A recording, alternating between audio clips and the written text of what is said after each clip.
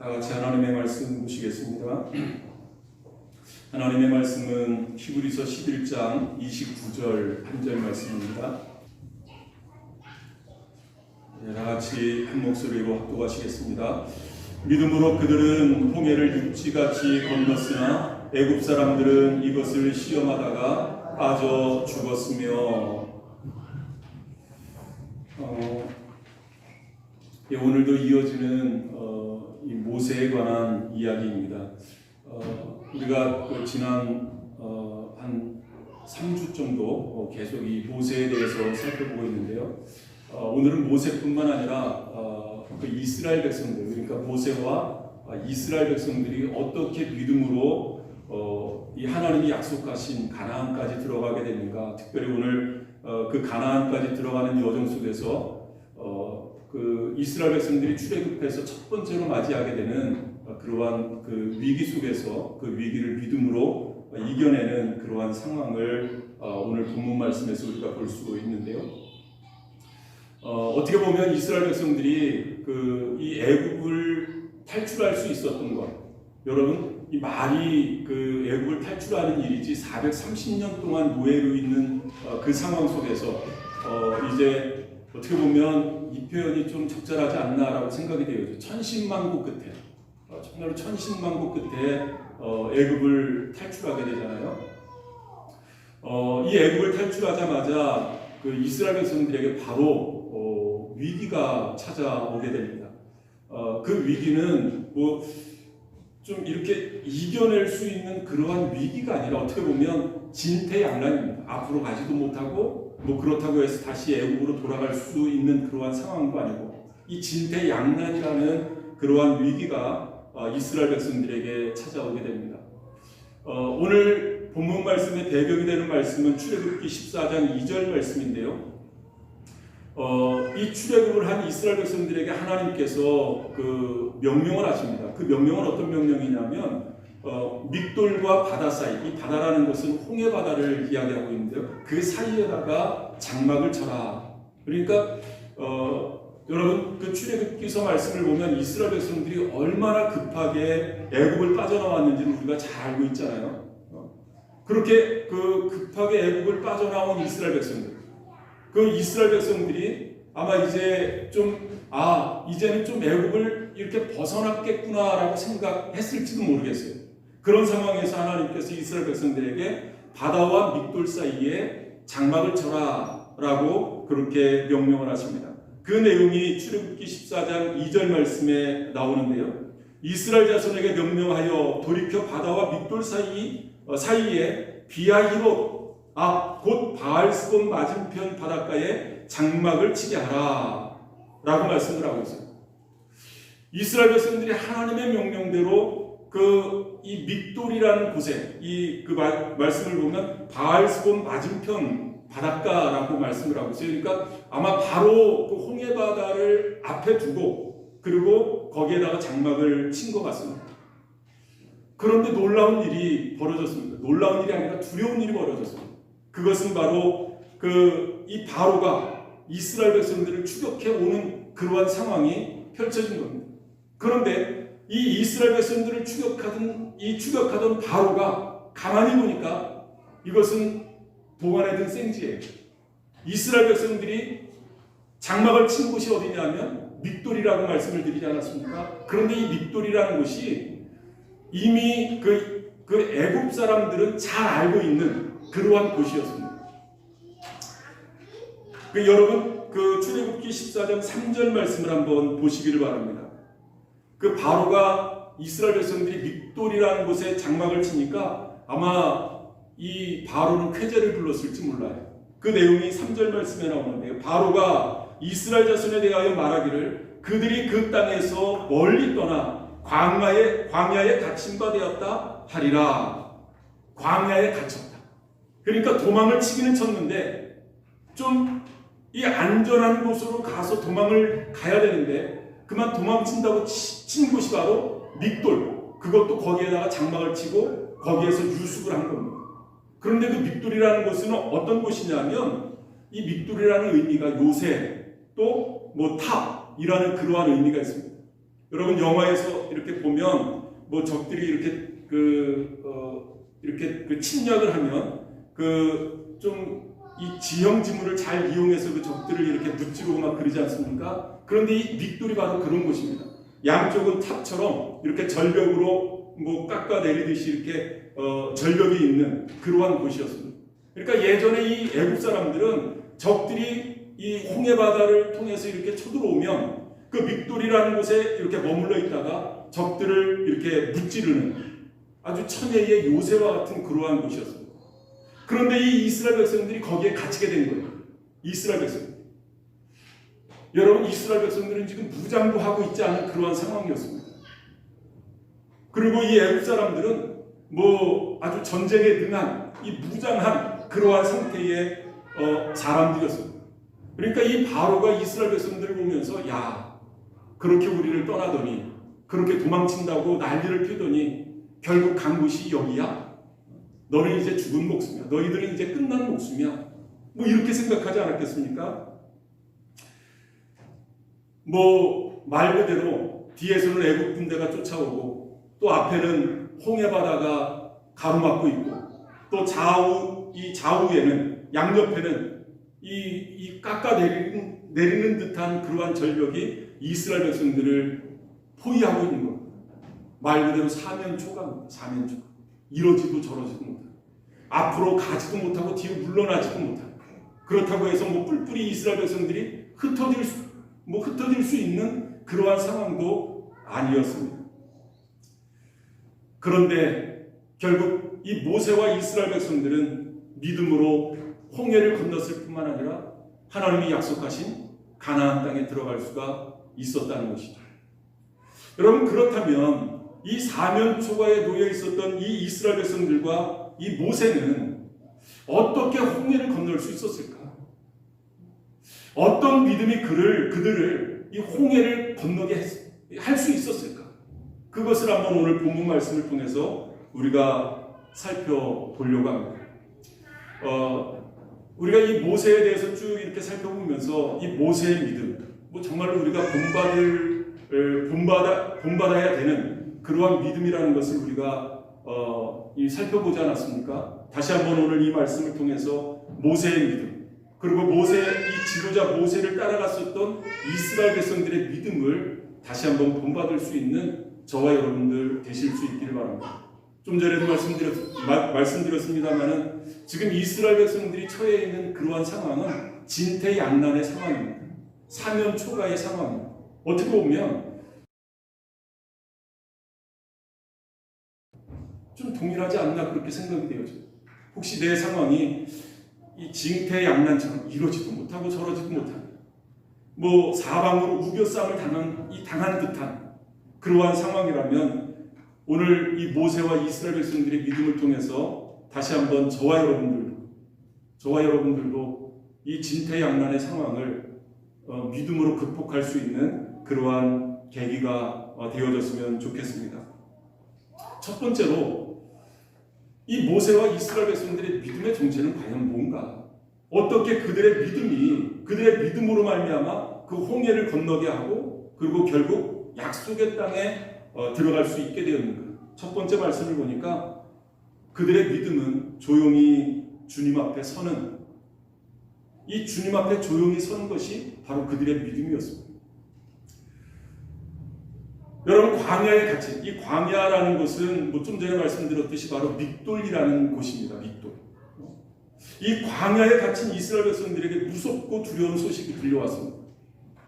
그것은 바로 이 바로의 군대가 그들을 추격하고 있다라는 그러한 소식이었습니다.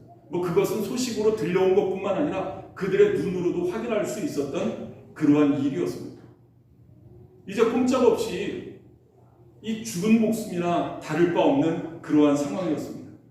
그때 이스라엘 백성들이 보인 반응이 어떤 반응이냐면 출애굽기 10장 바로가 가까이 올 때에 이스라엘 자손이 눈을 들어본즉 애굽 사람들이 자기들 뒤에 이른지라 이스라엘 자손이 심히 두려워하여 여호와께 부르짖고 심히 두려워했다. 그리고 여호와께 부르짖었다.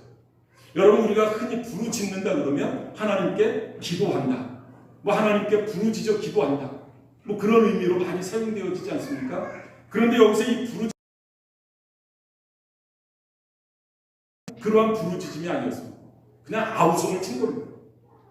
그것을 어디에서 알 수 있냐면 그 다음 절 말씀을 보니까 이 이스라엘 백성들이 하나님을 향해서 그리고 지도자 모세를 향해서 원망하고 불평하는 겁니다. 그 원망과 불평의 내용이 뭐냐면 애굽에 매장지가 없어서 애굽에 산소 만들 그러한 매장지가 없어서 우리를 여기까지 이끌어내서 여기서 죽게 하느냐. 여러분 맞는 말 아닙니까? 이제 애굽을 빠져나온 지 얼마나 됐다고, 얼마나 시간이 지났다고 우리를 이 믹돌이라는 이곳에서 우리를 다 죽게 하느냐, 몰살시키느냐. 지금 하나님을 향해서 모세를 향해서 원망하고 불평하는 그러한 이스라엘 백성들의 모습입니다. 그러니까 여기서 이 부르짖는다 이것은 뭐 기도하면서 부르짖는 것이 아니라 아우성을 치는 겁니다. 그때 하나님께서 모세를 통해서 내리신 첫 번째 처방을 우리는 볼 수 있는데요. 그 출애굽기 14장 13절 14절 말씀입니다. 아주 유명한 말씀입니다. 같이 한번 읽어보겠습니다. 모세가 백성에게 이르되 너희는 두려워하지 말고 가만히 서서 여호와께서 오늘 너희를 위하여 행하시는 구원을 보라. 너희가 오늘 본 애굽 사람을 영원히 다시 보지 아니하리라. 여호와께서 너희를 위하여 싸우시리니 너희는 가만히 있을지니라. 여러분 13절 14절에서 강조되어지는 말씀이 가만히 서서 가만히 있을지니라. 두 번씩이나 강조해서 하나님께서 말씀하시는 겁니다. 아우성 치지 말고 우왕좌왕하지 말고 좀 조용히 있어라. 가만히 있어라. 하나님께서 그렇게 말씀하십니다.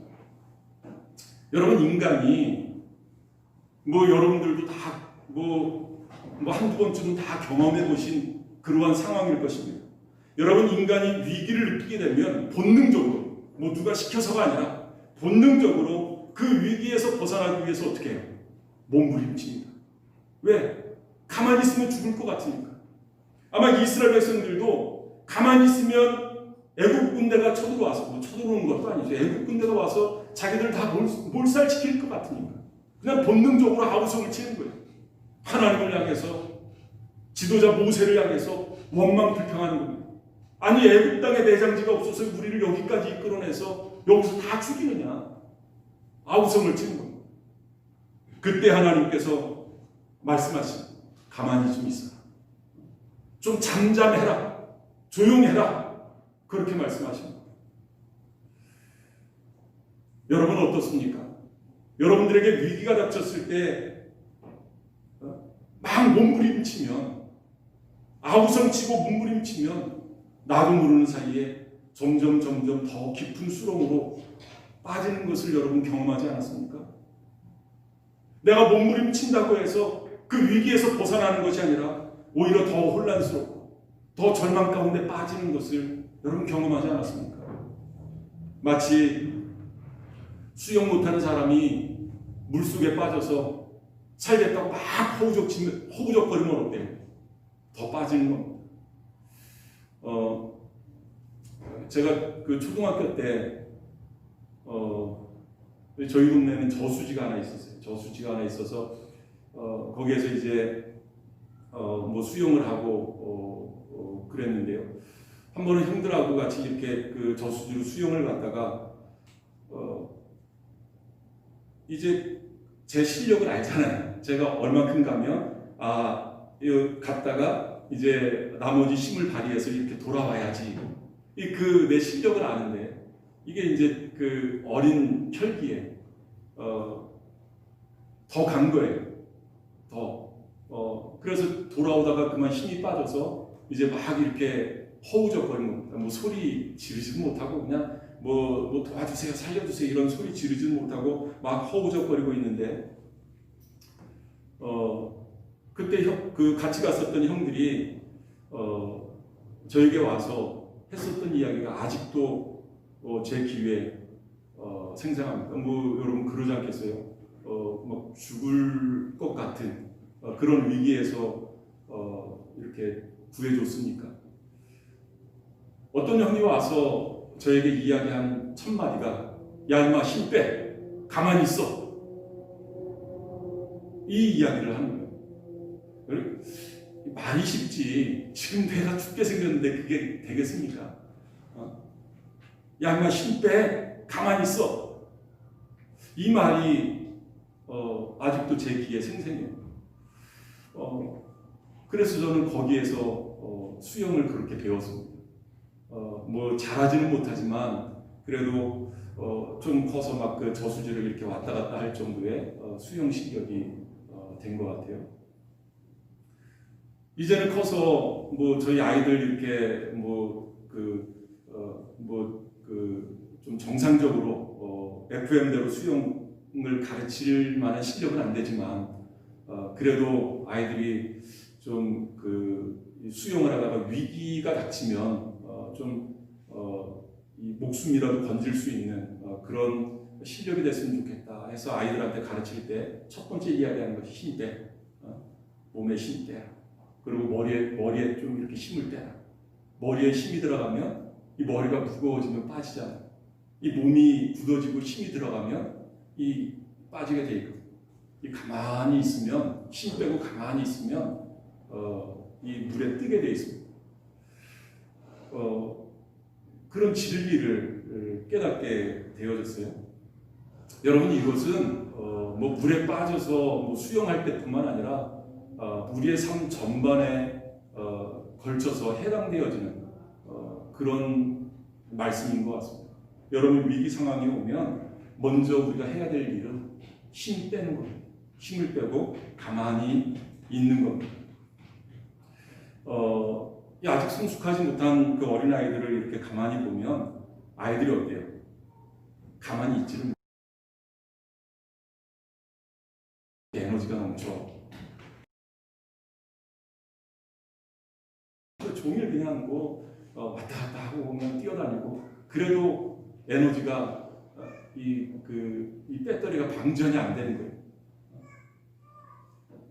근데 여러분 이것은 영적인 면에도 동일하게 해당이 되어지는 것 같습니다.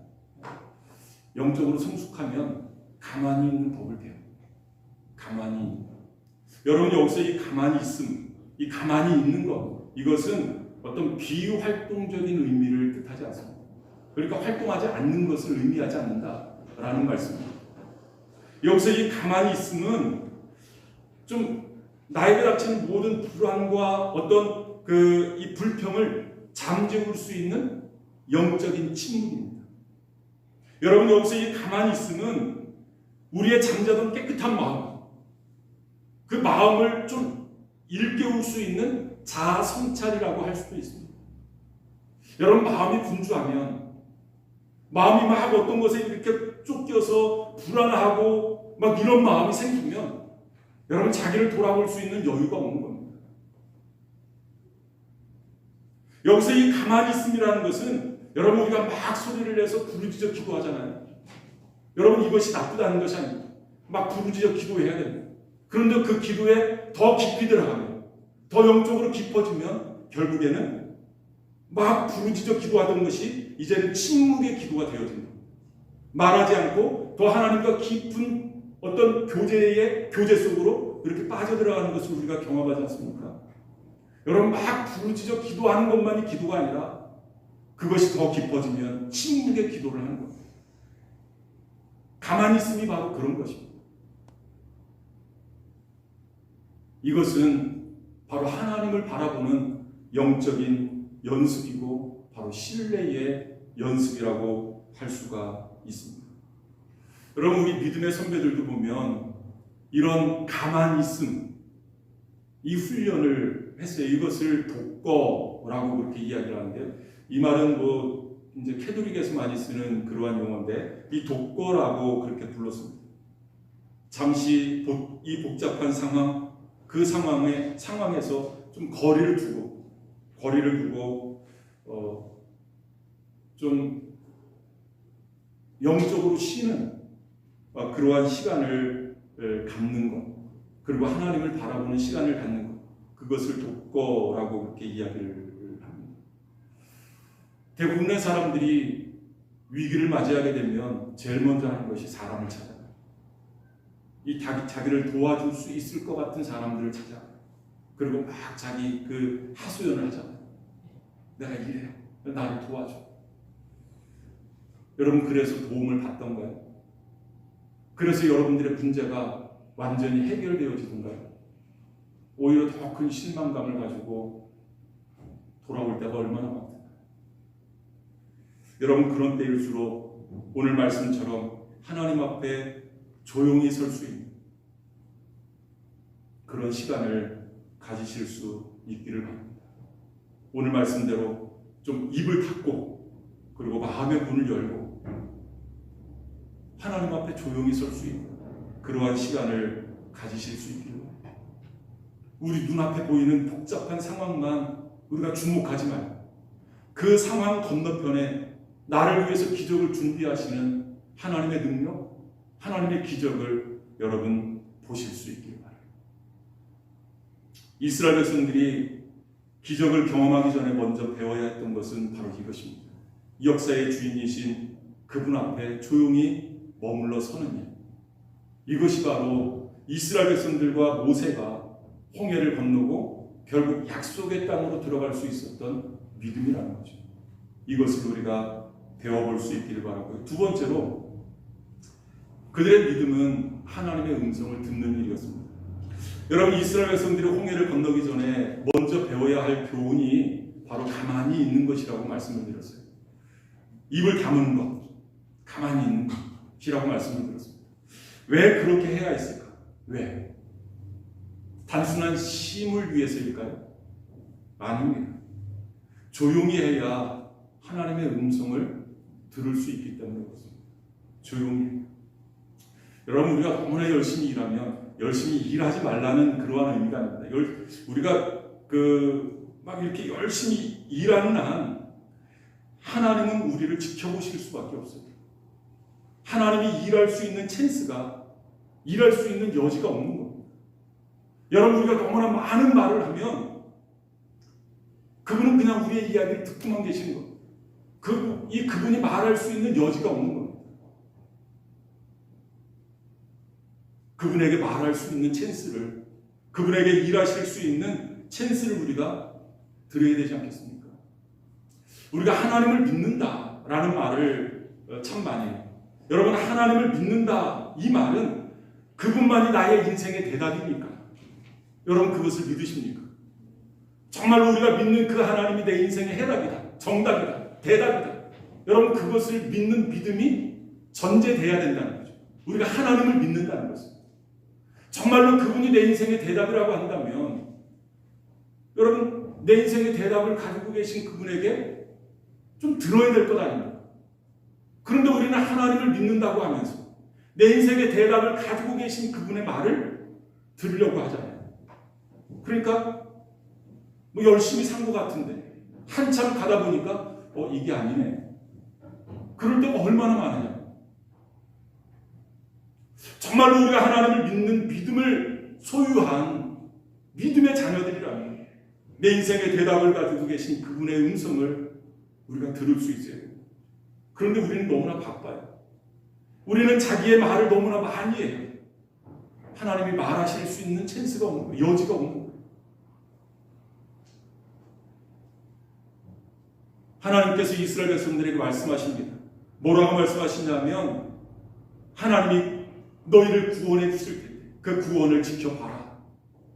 하나님이 너희를 위해서 대신 싸우실 텐데 하나님이 어떻게 너희를 위해서 싸우시는지 한번 봐라 라고 말씀하십니다. 아까 우리가 읽었지만 다시 한번 출애굽기 14장 13절 14절 말씀 다시 한번 보겠습니다.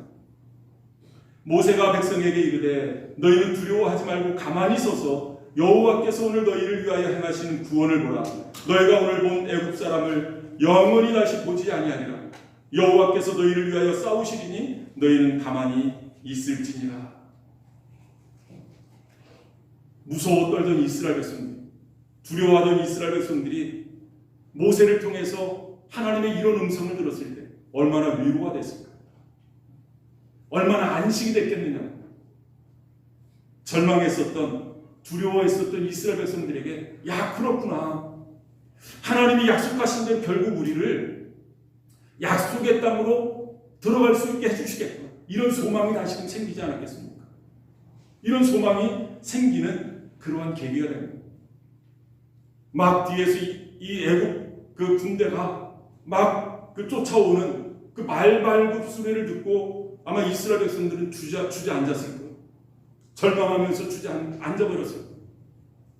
그런데 이런 하나님의 음성을 듣고 그들은 다시 일어설 수가 있었습니다. 다시 새 힘을 가지고 하나님이 약속하신 그 약속의 땅을 향해서 나아갈 수가 있었을 것입니다. 여러분, 저와 여러분들은 지금은 하나님께서 우리에게 이 성경을 통해서 말씀하십니다. 이 성경을 통해서 우리에게 말씀하시는 그 하나님의 음성을 우리는 들어야 될 줄 믿습니다. 그럼에도 불구하고 지금도 여전히 우리의 영혼이 잠잠하다면 지금도 저는 하나님의 음성을 들을 수 있다고 믿습니다. 간증을 통해서 그런 그 간증들을 우리가 많이 듣지 않습니까? 이 린페인이라는 분이 쓴 책인데요. 듣는 기도. 우리는 기도 그러면 우리 이렇게 막 내 소원을 말하고 그런 것만 기도로 알잖아요. 그런데 듣는 기도라는 책이 있습니다. 린페인이라는 분이 쓴 책인데요. 그 린페인과 몇 명의 친구들이 이 조용히 침묵을 통해서 하나님이 나에게 어떻게 말씀하시는가를 이렇게 서로 그 쉐어링하는 나누는 그런 모임을 가졌다고 해요. 그런데 이 린페인을 중심으로 해서 이제 몇 명의 그 친구들 그리스도인들이 모여서 이제 그런 모임을 가지면서 처음 만나서 이야기를 하는데 거의 동일하게 거의 대부분의 사람들이 그런 고백을 하더라는 거죠. 그것이 뭐냐면 전에도 분명히 하나님께서 우리에게 말씀하셨는데 우리가 그것을 집중하지 않으니까 그것을 듣지 못했다. 그것을 그들이 이야기를 하더라고요. 그러니까 우리가 좀 영적으로 이렇게 잠잠하면서 조용하면서 하나님의 음성을 들으려고 하면 하나님이 우리에게 말씀하시는 그 음성을 듣는데 그때만 하나님이 우리에게 말씀하신 것이 아니라 이미 전에부터 우리에게 말씀하셨는데 우리가 거기에 집중하지 못하니까 그 하나님의 음성을 듣지 못해요. 마치 부부가 서로 이렇게 대화를 해도 집중하지 않으면 못 되겠어? 이 서로 다르잖아요. 서로 듣지 못하잖아요. 그들이 서로 모여서 이렇게 이 듣는 훈련을 한 지 얼마 지나지 않아서 이 린의 친구였었던 코니가 그런 간증을 하는 이야기가 이 듣는 기도라는 책에 이렇게 기록이 되어져 있는데요. 이 코니라는 친구가 하루는 그 쇼핑을 가서 이제 그 쇼핑을 마치고 이제 그 계산을 하기 위해서 이제 계산대 앞에 이렇게 섰는데요. 갑자기 이 속에서 음성이 들려오는 거예요. 하나님의 음성이 들려오는 거예요. 코니 잠깐 멀리 있는 계산대로 가라. 멀리 있는 계산대로. 그런 하나님의 음성이 들렸습니다. 이 코니가 잠깐 발걸음을 멈추고 주님이십니까? 이렇게 부른 거예요. 물론 다 이제 이 속으로 그렇게 이 주님과 대화를 하는 거예요. 그렇다라는 확신이 들자 이 코니는 제일 끝에 있는 계산대로 갔다고 합니다. 그때 이 방금 전 이 코니가 서 있었던 그 계산대, 이 라인에서 이 총소리가 들리더니 누군가가 피를 흘리면서 쓰러지는 그 모습을 이 코니가 보게 됩니다. 하나님께서는 그 전에 이 코니를 옮기신 겁니다. 코니를 옮기신 겁니다. 여러분 그렇습니다. 하나님은 준비된 영혼에게 지금도 말씀하고 계십니다.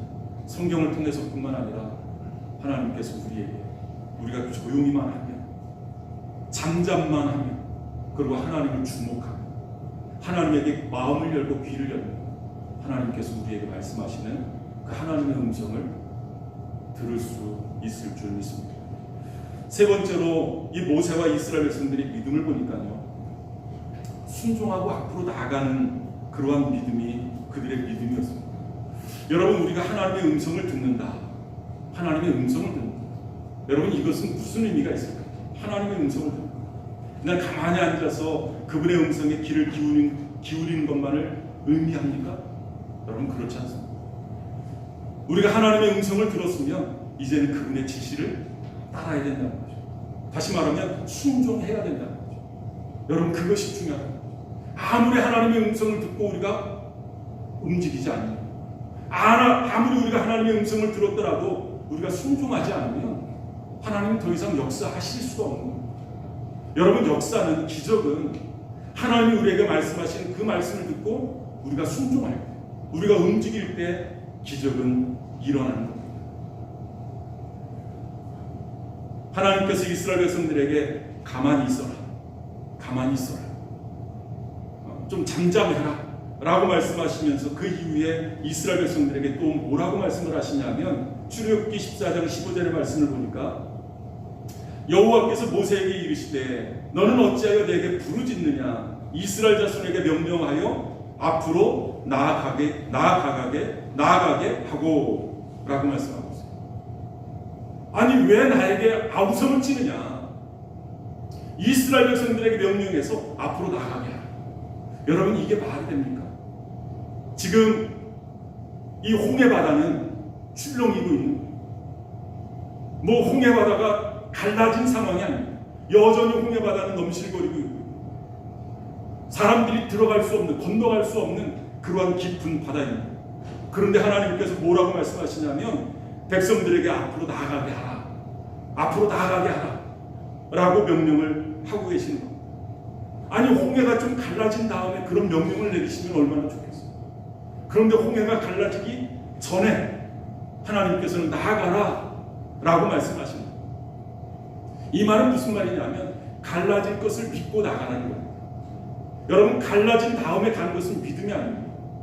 그러잖아요. 갈라진 길을 가는 것이 무슨 믿음이겠어요? 그냥 확인이지. 갈라지기 전에 넘실대는 바다지만 갈라지기 전에 갈라질 것을 믿고 나아가면 하나님께서 역사해 주시겠다는 거예요. 그리고 나서 16절 이어지는 말씀을 보면 하나님께서 모세에게 이런 명령을 내십니다. 16절 말씀, 지팡이를 들고 손을 바다 위로 내밀어 그것이 갈라지게 하라. 이스라엘 자손이 바다 가운데서 마른 땅으로 행하리라. 모세에게 손을 들어서 바다를 향해서 내리는 거예요. 여러분, 이것은 바로 이 손이야말로 믿음의 손 아니겠습니까? 여러분, 이 손이야말로 바로 순종의 손 아니겠습니까? 여러분이 믿음으로 순종하고 앞으로 나아가는 것, 말이 쉽지 결코 그렇게 쉬운 일은 아닐 것입니다. 그런데 모세와 이스라엘 백성들은 순종하면서 앞으로 나아갈 수가 있었습니다. 그것이 바로 믿음이라는 거죠. 그것이 바로 믿음이라는 거죠. 피터 마샬이라는 이 군목이신데요. 이 목사님이 해군사관학교 군목으로 임명을 받고 이제 첫날 해군사관학교에 가는 날 그 사관학교 교정에서 이 목사님이 이제 표현이 그렇습니다. 신앙생활의 가장 훌륭한 교훈을 거기에서 배웠다 라고 이 목사님이 회고를 했습니다. 신앙생활의 가장 중요한 교훈을 거기에서 배웠다. 이 무슨 교훈을 배웠냐면 이 목사님이 그 사관학교 군목으로 임명을 받고 그 사관학교를 이제 이렇게 가시는데 아마 가신 그날 이제 사관학교에 이렇게 들어온 신입생들이 아마 한 장교에 의해서 이 교육을 받는 그러한 상황이었었던 것 같아요. 이 장교가 입학한 그 사관 생도들에게 15가지의 수칙을 이야기를 쭉 하더랍니다. 15가지. 여러분, 근데 운동장에서 15가지를 이야기하는데 그것이 다 들어오겠습니까? 그런데 이 장교가 이어서 뭐라고 이야기를 하냐면 이렇게 이야기를 하더랍니다. 여러분들은 이 15가지 수칙을 반드시 기억하고 따라야 한다. 그러나 당장 이 15가지를 다 기억하지 못해도 걱정하지 말기를 바란다. 지금은 제군들을 가르칠 교관의 지시에 날마다 순종하겠다는 결심만 확고하면 된다. 알겠나? 그랬더니 뭐 거기 모여있는 그 사관생들이 뭐 yes sir 뭐 그러지 않았겠습니까? 그런데 이 피터 마샬 목사님이 거기에 은혜를 받고, 그래서 속으로 크게 뭐 아멘 할 수는 없으니까 속으로 아멘. 이 목사님이 그랬대. 아, 그렇구나. 내가 주님의 교훈을 다 기억하지 못했고 날마다 나를 인도하시는 그분의 지시에 순종하겠다는 결심만 확고하면 되는 거야.